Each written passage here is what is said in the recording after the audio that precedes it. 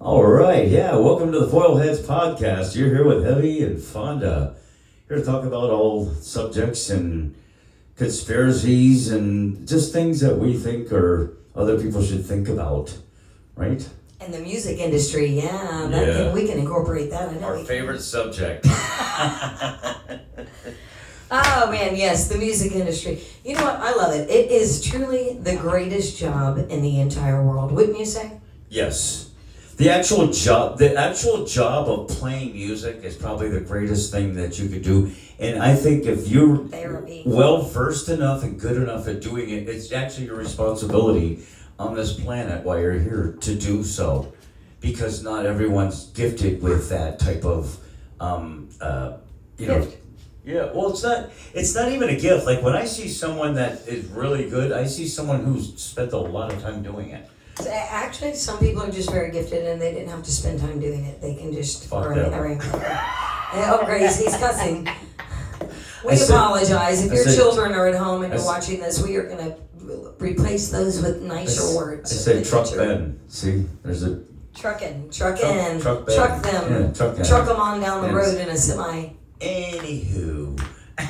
Okay, so anyway, I got something I would like to talk about, if I could. Okay. And this is songwriting and song creating. I've been a songwriter most of my life. I started when I was a little girl. I started by writing lyrics and melody.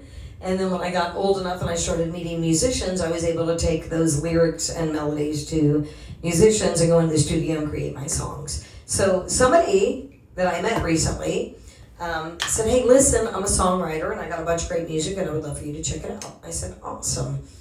And he sent me over some songs and I'm like, wow, you sounded really professional. I'm like, that's amazing. Come to find out, he said, well, he created them with AI. And I said, okay. No, I said, okay. I said, so what? He goes, oh, no, but we did it. He said, we wrote the words and everything, AI just helped us to create the song. And I said, honestly, I haven't really got with AI yet because I know what it takes as a musician to create a song and make a song, and it takes a lot of effort and dedication and drive and time. First, you have to write a great melody, and you have to write lyrics, and you have to write a hook. And then, as I said, you've got to find the right musicians to come in the studio and play on your stuff, right? Record it all. Record it all. That all costs a lot of money and a lot of time. And it's part of what, to me, at the end, when you get your song, it's just amazing to know all the work that you went into it. Then you gave life to this beautiful, incredible thing. And it's just awesome. So I tried to explain this to the guy that was telling me about the AI. And I said, and he got pretty upset with me. And he said, well, thanks for bitching me out. He said about AI. I really wasn't looking for your opinion. He said, I just wanted you to check out the songs and maybe, you wanted to, collaborate or do something or whatever. I said, I tell you what, I said, I'm sorry that you feel like I was bitching you out. I said, I wasn't bitching you out. Okay? I said, I wasn't bitching you out. I said, but I wanted you to explain to you the way I feel about AI as a songwriter, and I would rather do something organically and feel it come from my soul, from emotion, from passion, from compassion, pain, suffering, joy, happiness, all of that kind of stuff, and create it. So I explained it. I said, but I'll tell you what, I said, because I don't want you to think I'm a bitch. I said, I will invite you over to my house over on the East Coast. I said, and we'll sit down and we'll write a song together, from scratch. I said, I'd be happy to write a song with you. And he goes, well, it wouldn't be me writing songs, it'd be my buddy. He goes, I didn't do any of it. I didn't write any of it. So now it all went from he was a songwriter to when I offered him to come write with me, now he couldn't come and write. Well, technology, with the way it moves, loopers, all the stuff that we have now, even software that you can record yourself, all this stuff is just, eventually you have to embrace it. But one of the biggest issues they're having right now with AI and this creation is who owns that song? Well, that's what I was wondering. So, okay, great question, because actually I just got a Chat GPT. I broke down and started using, that's AI if I'm not mistaken. Yep, I just started last night. I joined the world of AI, and I was like going, oh my God, I'm in love. This is the neatest thing ever, and now I don't have to pay for other human beings to create my flyers for me for my shows. I can do them myself. So I just put somebody out of work. But the question was, when you upload it, because I noticed that when I uploaded the flyer to Facebook, it immediately said to me that all of this content was created with AI. And I was like, wow, I think that means they probably own everything that I create with it. Cherry, our fact checker here, just said that AI actually owns it 100%. So as far as, I don't know who you'd have to pay the copyright, or if you could play it live, or you could record it, and I don't know, unless there's an agreement within the AI. And that's, because that's how we monetize and make money with what we make. Wow. We produce that, just like someone who builds a house, just like someone who makes a car or fixes a car, they produce something. That's what we're doing. Just because it's, they think, and it's art and it's something we use every single day. There's hardly anyone that doesn't involve themselves in music, even if you don't realize you're listening to music by listening to the radio, to an ad, to a TV show. Every movie has it in there. The problem I have with AI is not the recording, because they kind of, when you go to a studio and you record, they're fixing so much of it, it's almost AI. It's when you go out and play it, perform it, and that's when people see, because the studio is also kind of fake. Because of that, you have all these people trying to do with all this technology, even 50 years ago. That's why stuff sounds so good. They didn't just put a mic in the room, and they did back in the Motown days. Yeah, sure did, man. That's different level shit right there. But anyhow, I got old pictures of my dad, man. They would actually put like a mattress in between the backup singers and the lead singer in the studio, man. And they would all be singing at the same time. And then back then, that's when you were capturing the soul. And music, this is the thing about music, has nothing to do with notes. Notes is just the vehicle that you're getting there. You're trying to take metal and steel and wood and plastic and turn it into a feeling. Because no one's sitting there at a concert going, oh man, is that an A minor? Oh, he's going to a C major scale. And you're going, I love this song. No one's thinking that. No one's thinking, what mode is he playing? I mean, some of those Berkeley guys are saying that, but most normal people aren't. They have to justify that education. Our little jingle. So we had a friend of ours gave us some advice about things that we could do to help our show move along more quickly. And he said, even for your jingle, we were all prepared. We were going to sit down and write a jingle together. And then we heard about that, what is it, Suno? Yes. Suno, is that how you AI, pronounce it? yeah. Yes. And it's an AI thing. So basically, for the first time ever, we went in and I wrote in the lyrics, right? And Heavy told them what he wanted for the banjo, for the guitar. He told them what he wanted, and I wrote lyrics. And this AI came back within a matter of minutes with the most brilliant song. It starts our show, so. It was awesome, and I was like, wow, okay.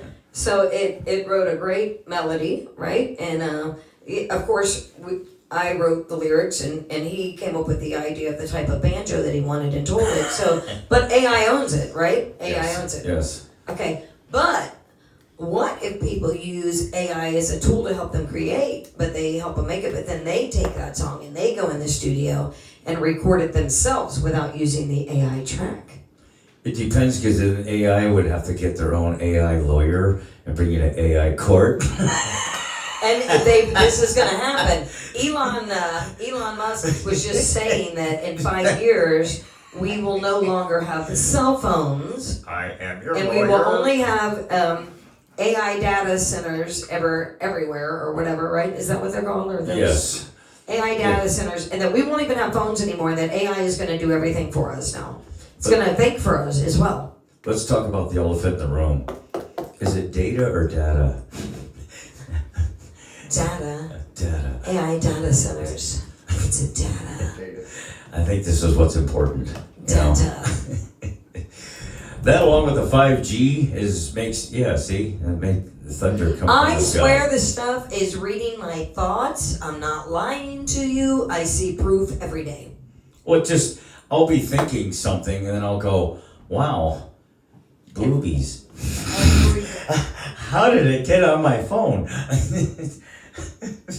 So, yeah, that's how that shit works. I don't know. It's like, it manifests, you know? Because Are you still thinking about boobies at your age? No. Then why lie to people? Well, you can see them better when you're laying on the ground looking up, so. You know, I gotta be honest, man, that's the last thing I'm thinking about these days.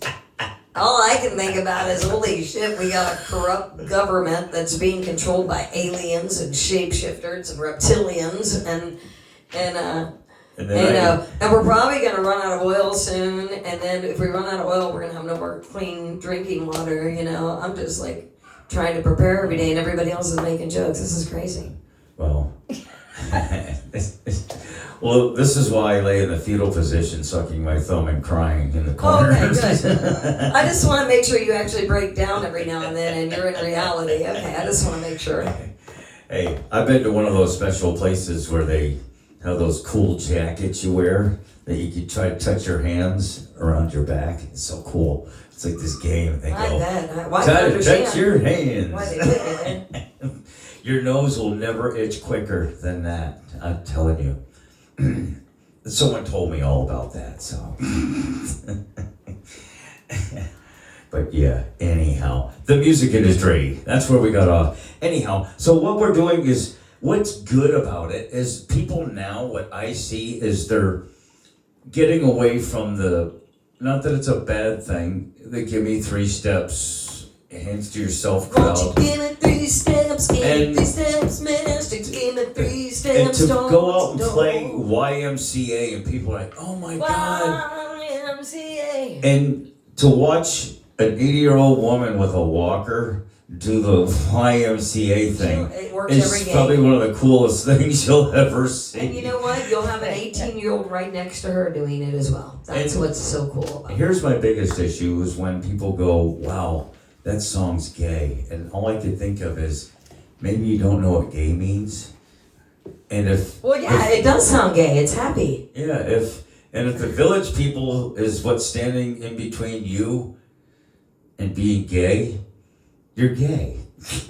Accept it, you know. Look, man, I think that kind of music Not makes that there's everybody anything gay. wrong with It's it. happy stuff, man. It just makes you gay. And really, that's what gay means, happy. I would always just do the riff and sound check of, you know, I got chill with the one that I want from Grease.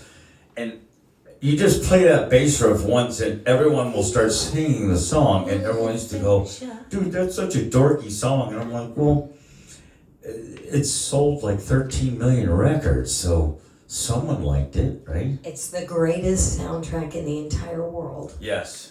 I actually saw the play too. It was played Well, that pretty and Queensryche, Operation Mindcrime, that would probably be the second best. Just saying.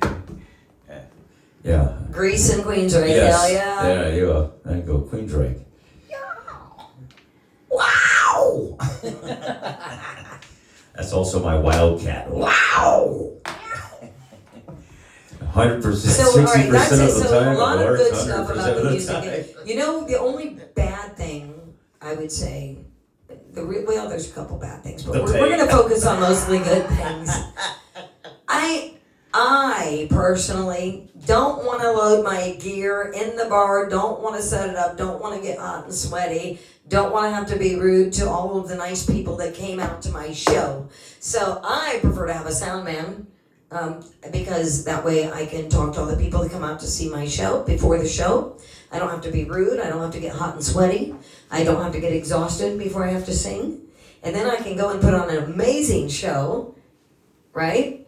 And then when I'm done, I don't have to go pack up my gear, and when people come up to talk, be like, yeah, sorry, I'm trying to pack up, I gotta go, you know?